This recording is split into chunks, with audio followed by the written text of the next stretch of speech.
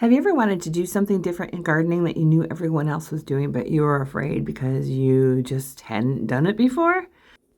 That was me with fertilizer, even liquid fertilizer. But I learned all I need to do are read the directions in the back and follow them.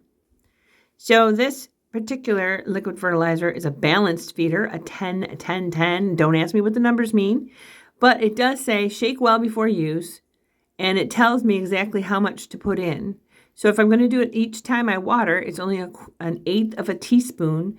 But if I'm going to do it twice a month, then I would do a quarter teaspoon per 1 quart of water.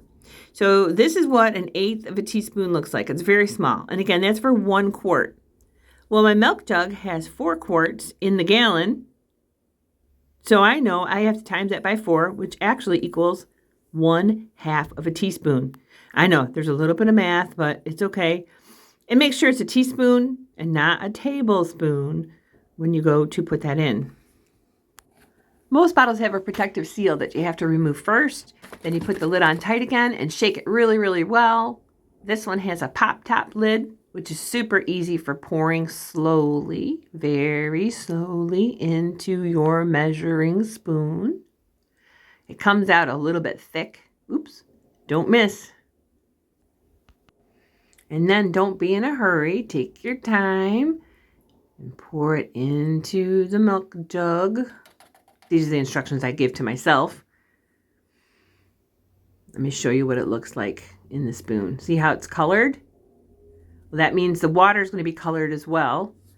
And I also leave a little bit of air in the milk jug so that I can shake it. I'll put the lid on tightly. Shake it vigorously. I actually lifted it up and down and all around, but I want you just to get the impression. Shake it, shake it, shake it all around. Now, instead of carrying the big milk jug and trying to fertilize and spread it, I like to use a soda bottle, pop bottle, and I put it in a cup so it will stay upright as I'm pouring. Then I also have a lid for this that I have poked holes in with a soldering gun. It's the same way that I would poke holes in the bottoms of winter sewing jugs. Is what I use the soldering gun for. And that will give me a nice little shower when I go to fertilize. Knowing myself like I do, if I take this milk jug and try to pour it into that smaller pop bottle, it's going to spill everywhere. So instead, I like to use a mixing cup, pour some into the mixing cup, and then take advantage of the very small pouring nozzle to get that in there accurately. Why waste this nice fertilizer water? And as I'm doing this, I am talking to myself slow and steady. Haste makes waste, slow and steady. Take your time. Again, why waste the water by going too fast?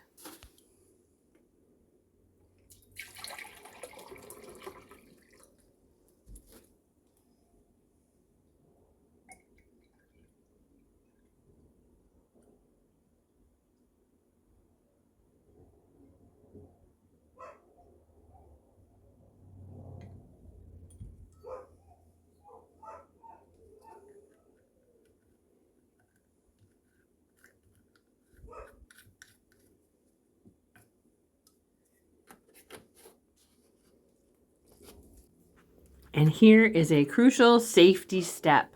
You see it looks like blue Kool-Aid. It's not blue Kool-Aid, and I want to make sure that everybody knows not to drink it.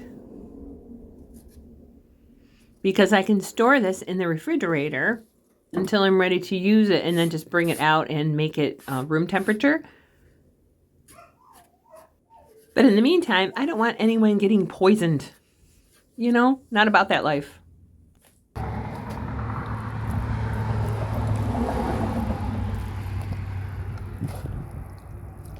These bulbs have been getting stressed out between the warm and the cold and the warm and the cold, and lots of water's gone through the pots, but I figured they may need a little bit of fertilizer because I usually just start them in topsoil.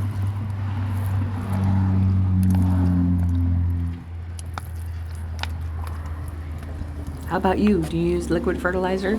Let me know what kind and method you prefer in the comments below.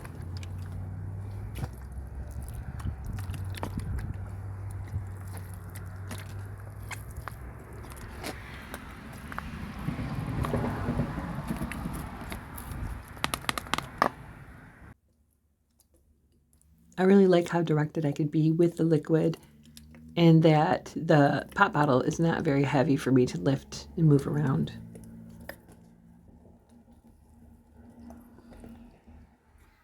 And don't judge me on my house plants. I am not very good at them. I'm much better at outdoor plants, but at least I'm trying to grow things that can stay alive even with my poor houseplant skills.